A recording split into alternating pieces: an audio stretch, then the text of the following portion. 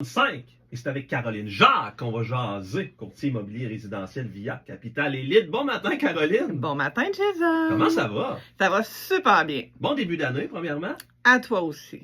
Grosse année en vue?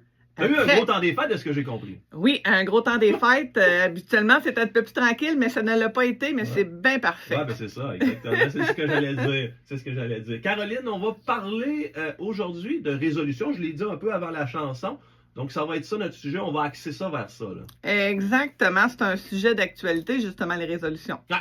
Toi, es-tu du genre à en prendre des résolutions en début d'année? Boy. Avant, oui. OK. Ouais, plus jeune, je te dirais oui. Maintenant, c'est terminé. Ouais, non, c'est plate comme réponse. Là, mais Non, c'est correct. La santé, mettons, en priorité, là, de base. Puis le reste, là, ça viendra on the fly, là, on the spot. Là, ça va s'organiser comme ça. C'est correct. C'est la même chose pour moi. Ouais? Ouais, je suis plus genre à me fixer des objectifs, peut-être au niveau du travail, mais le reste, non. Mais là, aujourd'hui, j'ai pensé à nos acheteurs. C'est sûr. Parce que le temps des fêtes, souvent, c'est le moment pour eux autres, mettons des nouveaux couples, ou ben non, de voir est-ce qu'on aménage ensemble, on achète une maison. Fait que là, aujourd'hui, je vous sors les 4 résolutions 2026 pour les acheteurs, pour qu'ils gagnent du temps, éviter des erreurs, puis surtout acheter avec confiance. Parfait, ça. On part.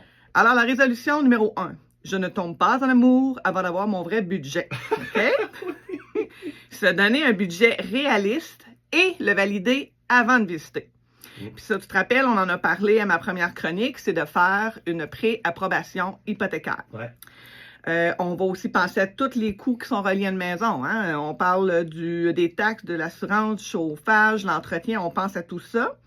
Puis on va se fixer un prix maximum, pas nécessairement la capacité d'emprunt. C'est pas parce que tu es autorisé à 350 000 que tu es obligé d'acheter à 350 000. Hein? Fait qu'il faut prendre le temps de réfléchir. Donc, c'est la résolution numéro 1. À date, est-ce que ça fait du sens? Ouais, ça fait plein de sens parce qu'on risque d'être déçu. Hein? Exactement. Quand tu pars là, sans avoir fait ton budget, là, tu regardes des maisons qui sont pas dans ton prix. Là, tu regardes ça. Hey, c'est-tu beau, hein? Finalement, ben, je peux pas. C'est ça. Fait que c'est de connaître son budget avant de connaître son coup de cœur. C'est bon, ça. Résolution 2. Je visite moins, mais je visite mieux. C'est zen, ça. C'est très zen. En fait, c'est comme un recap de mes premières chroniques. Donc, c'était la chronique numéro 2. Donc, définir nos besoins. Donc, les non négociables puis les petits bonus, comme on dit. Ouais. Donc, c'est d'établir les 3 critères qui sont non négociables. Mettons le nombre de chambres, dans quelle ville on veut se situer. Des critères qui sont un peu plus flexibles. Est-ce qu'on veut un sous-sol qui est peut-être pas aménagé, qu'on pourrait le faire plus tard? Est-ce qu'on veut une piscine? Le garage, c'est-tu obligatoire? Puis de se prévoir un plan B aussi. Ouais. Qu'est-ce que j'accepte si le marché est serré? Puis je me rappelle, dans notre chronique, tu m'avais dit que ta prochaine maison, là, ça serait un bord de l'eau. Assurément. Bon, mais Assurément. pour toi, là, c'est là qu'on amène la période de réflexion. Si jamais je t'amenais avec une deuxième rangée, avec un ex, et là, je te vois hocher la tête. Non, ça marcherait pas, hein? Non, OK. C'est pas flexible. Flexible, tu parlais? Option flexible, ça, c'est... Non, je suis flexible, là, mais pas ça. Mais c'est correct. Ça, c'est le genre de discussion qu'un couple doit avoir, puis avec son courtier aussi, pour voir qu'est-ce qui passe puis qu'est-ce qui passe pas.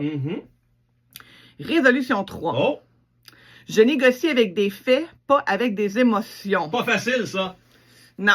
Puis c'est bien souvent notre job de courtier, c'est de détacher un petit peu les émotions puis revenir avec les faits, OK? Ouais. C'est d'analyser les comparables aussi. Qu'est-ce qui a été vendu, pas juste sur le marché. Puis comprendre les tendances du quartier aussi, les tendances de notre ville, les délais de vente, les surenchères aux offres multiples. Puis savoir quand une stratégie agressive fonctionne, puis quand elle te fait perdre aussi. Donc, une bonne négociation, ça commence toujours par une bonne compréhension du marché. Puis en tant que courtier immobilier, c'est notre job de vous aider là-dedans. C'est la confiance. Exactement. Hein? Travail d'équipe, là, mais ça prend de la confiance entre toi et moi. Là. Moi, je te fais confiance, je te laisse aller là-dessus dans la négo. Oui. Non, mais c'est vrai. Oui. C'est ce qu'il faut faire. Si tu es trop impliqué en tant qu'acheteur. Oui, c'est là que des fois, il y a des erreurs qui se font. C'est ça, exact. Et en terminant, la 4e? Je n'achète pas juste une maison, j'achète une situation. OK. C'est beau, hein? Si les gens pouvaient voir mon mouvement théâtral, ce serait merveilleux. Donc, c'est de protéger son achat. Une inspection. Puis ça, je vais en parler dans une prochaine chronique, l'importance de faire une inspection lors de l'achat d'une maison. C'est pas seulement une inspection, c'est une vision à long terme. Donc, toujours penser justement avec cette inspection-là à la revente, la revalorisation, les futurs projets, les futurs travaux plutôt qu'on va avoir à faire, puis de ne pas minimiser l'inspection aussi. C'est de bien comprendre le risque si on ne fait pas inspecter, puis de planifier en même temps. L'inspection nous permet de planifier un budget maison, pour exemple, la prochaine année. Donc voilà, Jason. C'était mon top 4 des résolutions pour les acheteurs. Moi, c'est merveilleux comme chronique. J'adore ça. Ça lance 2026. Et voilà. Super. Et là, les gens qui voudraient peut-être mettre à profit ces résolutions-là avec toi, avec ton équipe, on communique comment, où, etc. Donne-nous les coordonnées. Là. C'est facile, on est partout. Donc, vous communiquez ça sur notre site internet qui est équipekevinetcaroline.ca. On est sur Facebook, Instagram, TikTok, YouTube. Donc, l'équipe Kevin Saucier et Caroline Jacques. Par courriel, le cjacques@commercialviacapital.com.